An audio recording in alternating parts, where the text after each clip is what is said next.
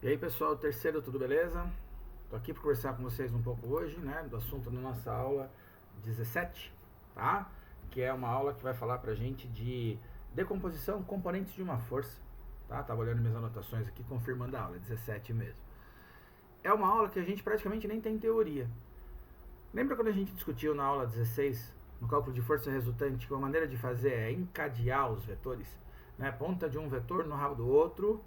Tá? Aí a gente faz lá a regra da poligonal. Fecho a figura e busco ali um Pitágoras para resolver. Existe uma outra possibilidade para a gente fazer isso. Dá um outro jeito para a gente fazer isso. Se tiver um papel quadriculado, a gente pode decompor a força nas suas componentes ortogonais. Componentes de eixo X e de eixo Y. Beleza? Então, por exemplo, vamos direto fazer exercício, tá? Que eu acho que você vai conseguir sacar aqui.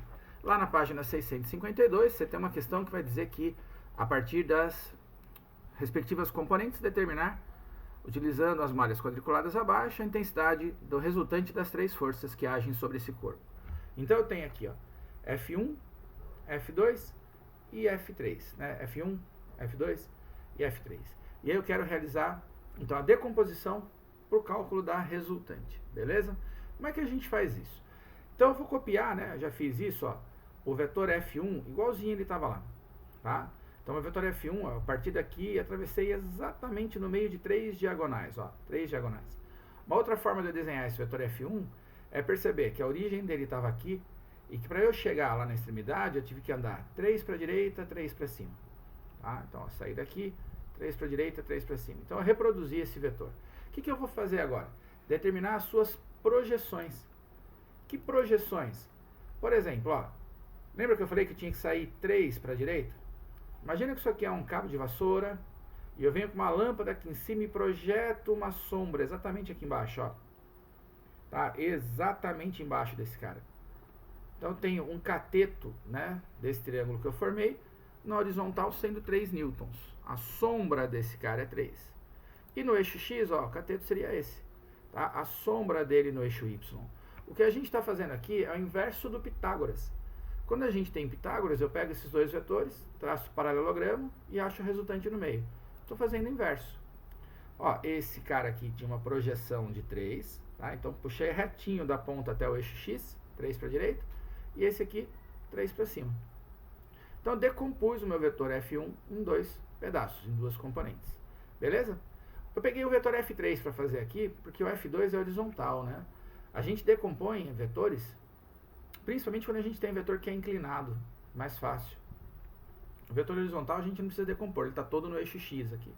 Então esse nosso F3 que está aqui, ó, copiei de lá. Como? A partir da origem, 1, 2, 3, 4, e depois 2 para cima. Olha aqui, ó, 1, 2, 3, 4 e 2. Gente, essa contagem de 4 por 2 é exatamente a decomposição do vetor. Então quando está no papel quadriculado, a decomposição ela é simples de fazer, não tem muito segredo.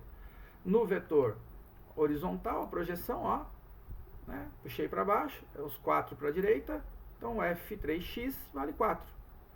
A projeção vertical, então o pedaço na vertical dele, ó, é esse cara, é o F3y e vale 2.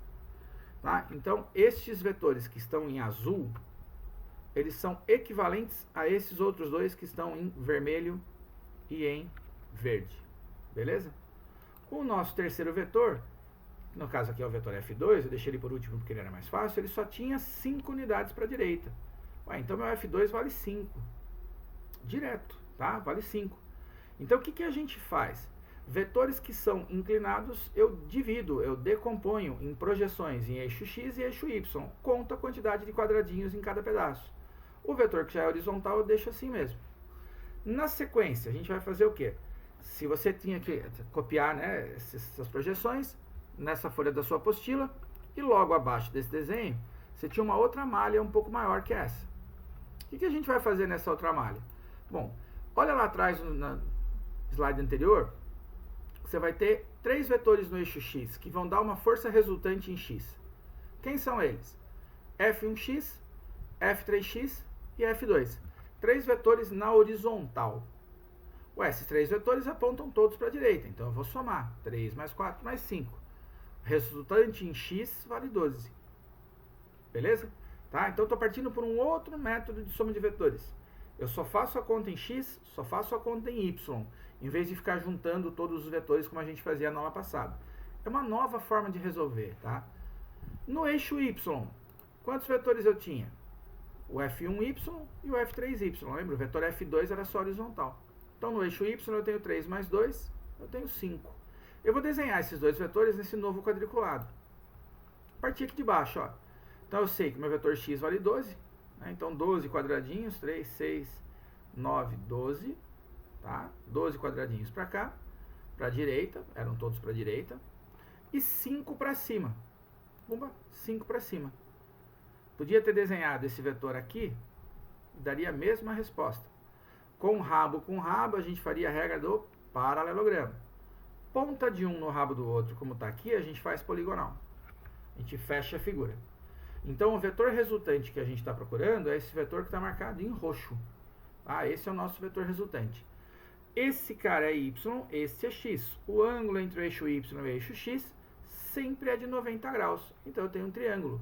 Resolvo por Pitágoras. R ao quadrado, tá? Resultante ao quadrado, é igual resultante de x ao quadrado mais a resultante de y ao quadrado. Pitágoras. Então, r quadrado é 12 ao quadrado mais 5 ao quadrado. R ao quadrado é 144 mais 25. R ao quadrado é 169. Você extrai a raiz, o R dá 13. Beleza? Se você tiver vontade, curiosidade, tempo, tenta resolver essa questão usando esta figura aqui, ó, e fazendo o encadeamento dos vetores. Lembra? Coloca a ponta de um no rabo do outro, né? Faz isso o F1, F2 e F3, fecha a figura no final. Você vai perceber que se você fizer direito, fechar sua figura no final, você vai buscar um triângulo retângulo no seu quadriculado, igual a gente conversou na aula da semana passada, e vai chegar nos mesmos 13. Belezinha? Próxima questão.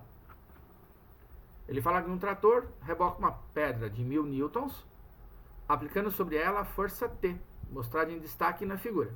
Então vamos lá, tem um peso para baixo, uma normal para cima, uma força de atrito para trás e a tração que está inclinada.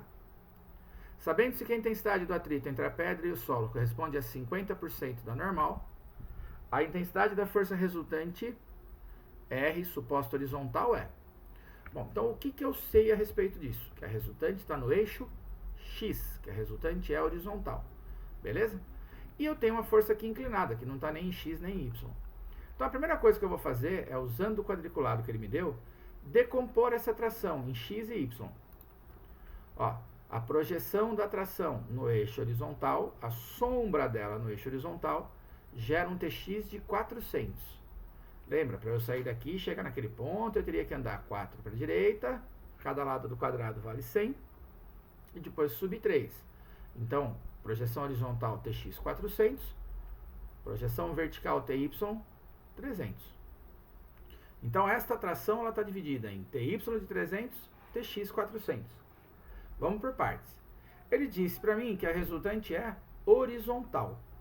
Então, no eixo Y, eu não posso ter sobra de força, eu não posso ter resultante. O total de forças a resultante em Y tem que ser 0. Quantas forças eu teria no eixo Y? Se eu decompus a tração, tá? Se a gente decompôs a tração T, eu tenho uma parcela do T para cima, que é o TY, e a normal, então normal e TY para cima e o peso para baixo. Duas forças para cima, uma para baixo, a resultante tem que ser 0. Ué, então a normal mais o TY, a normal mais a parcela do T para cima, tem que ser igual ao peso. Observe por quê? Se as forças para cima fossem maiores, a pedra ia subir. Se as forças para baixo fossem maiores, a pedra ia descer. Eu não quero que ela suba e nem desça, porque a resultante na vertical tem que ser 0. Então, normal mais TY tem que ser igual a peso. Cuidado, que a gente vem louco para falar que a normal é sempre igual ao peso. E ela não é. Porque essa tração inclinada alivia a pressão da pedra contra o solo. Ela tira um pouco da normal. Tá? Então, vamos lá. Normal, que eu não sei quanto que vale, mais TY, que pela decomposição é 300, é igual ao peso. No texto ele falou que o peso valia 1000. 300 vai subtrair, normal dá 1000 menos 300, a normal vai dar 700 newtons. Ah, professor, normal não é igual ao peso? Não é, gente, ó. 300 aqui, do TY, mais 700 da normal, totaliza 1.000 para cima, que anula 1.000 para baixo do peso. Então, cuidado que a gente tem vontade, às vezes, de falar que a normal é igual ao peso, e aí sobra esse 300 aqui, essa pedra deve sair voando depois de um tempo. Tá? Então, a normal é 700. No eixo horizontal, eu vou ter, então, Tx para um lado e o atrito para outro. Tá? Tx para um lado e um atrito para outro. Vetores opostos. Como é que eu acho o resultante? Subtraio. Ô, professor, como é que você sabe que o resultante não é zero no eixo horizontal? Porque ele me disse que a força resultante suposta horizontal. Então, ela não pode ser zero. Não tem opção zero aqui. Então, a resultante Tx menos A. Tx eu conheço, é 400. E o atrito, a gente sabe? Não, mas ele falou para mim que o atrito corresponde a 50% da intensidade da normal. Ué, então atrito é 50% de N. 50% é meio, multiplicar por meio. Então atrito é meio vezes 700. O atrito é 350. Então esse pedaço da tração horizontal vale 400 para a direita e o atrito 350 para a esquerda. Vetores opostos subtraem. 400 menos 350, 50, que dá a alternativa letra A. Em tese, esse módulo passa por coisas, essa aula passa por coisas assim, tá? Talvez, em tarefa, a gente tenha que fazer uma decomposição usando seno e cosseno. É difícil? Não. É mais uma linguagem, é mais uma possibilidade de interpretação. Mais para frente, quando a gente for estudar estática, a gente bate mais nessa ideia de decomposição, tá? Então agora você tem duas opções de resolver problemas que estão em papel quadriculado. Um deles é soma de vetores com ponta de um no rabo do outro, e o outro é a partir da decomposição vetorial. Belezinha, pessoal? Então vou parar por aqui. Tente fazer as tarefas. Se tiver dúvidas, a gente conversa pelo Hangouts. Abraço!